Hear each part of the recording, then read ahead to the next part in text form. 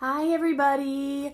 Welcome to Junk Drawer Art with Miss Riley. I'm Miss Riley. This is episode 22 and it is Thursday.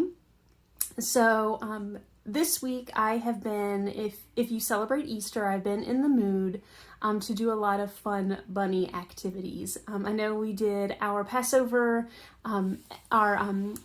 craft yesterday, and so today I've just been thinking a lot about bunnies and thinking about Easter coming up, and I wanted to kind of do something for Threaded Up Thursday that would be a little bit of a fun bunny project.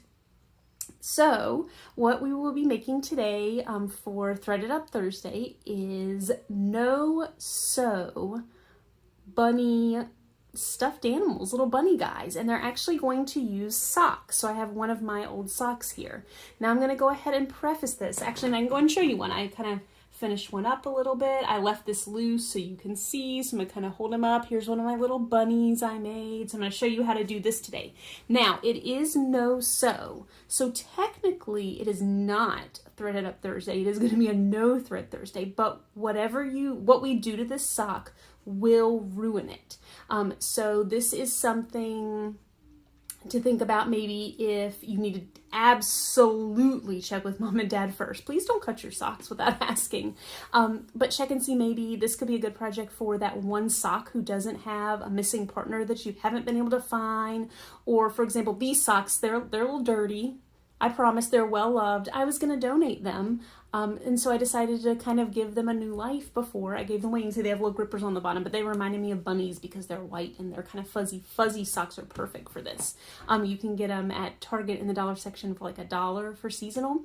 And so what we're going to do is first, and I do want to preface this by saying every year when I do my 5th grade, I call them creatures, fabric creatures with my 5th graders, they always kind of like, oh, stuffed animals. If you go on Etsy or similar websites, people make beautiful stuffed animals and they make a lot of money on them. So this is something that a lot of people do for a living, is creating these creatures for children, for grown-ups. I still like stuffed animals.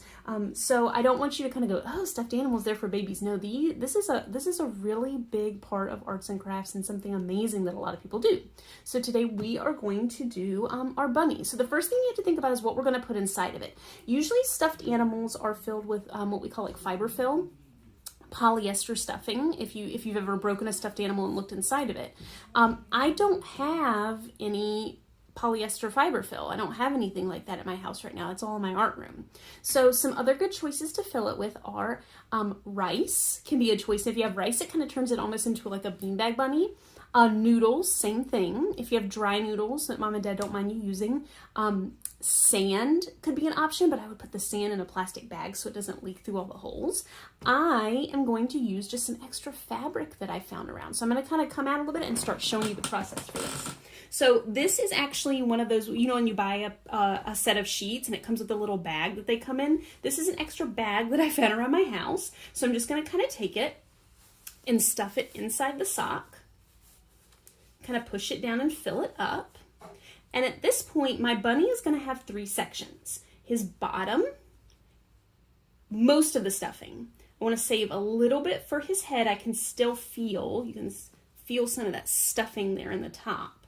And then his ears are my top section, and we don't want them to have any stuffing. So you're kind of taking your hands and just creating these sections. And what I'm going to do is follow up with rubber bands. So I'm going to take one rubber band. This is why it's no-sew. We're not closing anything off. And I'm going to twist it around and get it as tight as I can without breaking it. If you guys hear, John is humming in the other room. My apologies. So I've got my little bunny. So now I want to do his head. So I'm going to just poke that stuffing down in there. And twist him again. Now here comes my cutting part. This is actually the only cut you will really make on this project, but it will ruin the sock. So I have you want your body part to be, the trunk of him, his whole body to be a little bigger. And so I've got my little top knot up here. So I need to turn these into ears. So what I'm actually going to do is turn it upside down think about where I want my front to be. I'm going to take my scissors. The sharper the scissors, the better. You might need a grown-up to help you with some big scissors with this. I'm going to make a cut from the corner. I'm kind of cutting a triangle out. It's a little tricky. Almost to the knot. I'm going to come here from the corner and cut another triangle out to the knot and pull away the empty pieces. Those can go in the trash or whatever you want to do with them. And now I have my little bunny ears. Sorry, he's really cute. So now I can add some really fun details to him. I can grab a piece of ribbon or a shoelace or even gift wrap ribbon, and I can tie around and give him a little bow if I want to. And now here's where it gets interesting, because if you are a person that likes to stitch, you can sew buttons on for eyes if you want to. You could stitch a mouth on. You could tie another bow up here. So there's a lot that you can add on. If you don't want to stitch, if you don't know how to stitch, this is an opportunity for you can use regular glue, or if you have a grown-up, you could use hot glue. You can add, and I left these loose on my guys so I can show you this, so you can add googly eyes on, which are always cute if you have them. You can glue buttons on. You can use a black marker and just draw eyes if you want to. But the main part I want to talk about is not the eyes, it's the whiskers, because these are a special little creation I was thinking about. I actually saw this online. So all I did for these was I took a regular pony bead that has a hole through it. And then I took a black chenille stem, and you could probably do this with a lot of things. If you have bread ties, you could use those. If you have yarn, you could cut black pieces of yarn. And all I did was I took this pony bead and just stuck it through the middle and just kind of put these in and made sure they were in the middle, fluff them out. And then you have little whiskers that you can add to your bunny. You can hot glue it. If you have thread, you could stitch it on through the bead and stitch it on here if you don't want to use a hot glue gun. So I hope that you guys have a fun time today making your little no-sew threadless little bunnies.